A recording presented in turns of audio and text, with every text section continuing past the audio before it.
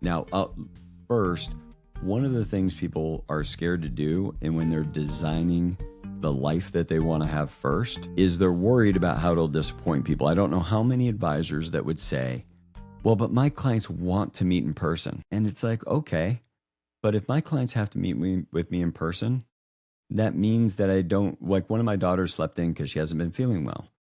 But instead of being at the office, I had finished a Zoom meeting and walked inside to use the restroom, and I'd get my daughter running up to me, 13 years old, 14 years old now, giving me a great big hug, telling me she loves me and happy birthday.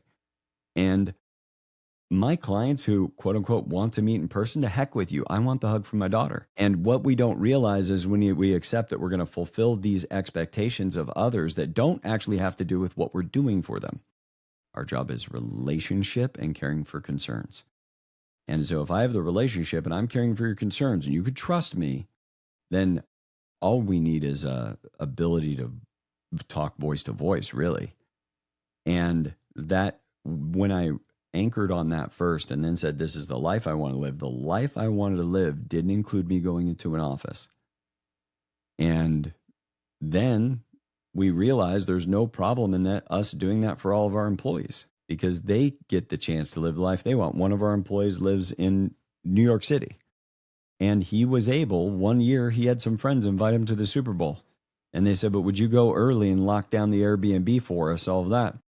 He said, where are the tickets? They said 50-yard line. He said, when's the Airbnb open? I'll be there. And all he had to do was ask us, like, hey, do you guys mind? I'm going to fly out Tuesday night, red eye. I'll work Wednesday. I'll work Pacific time if it's okay. And he just did it. It was wonderful. And so we get a chance to let our employees even have the life they want because of that.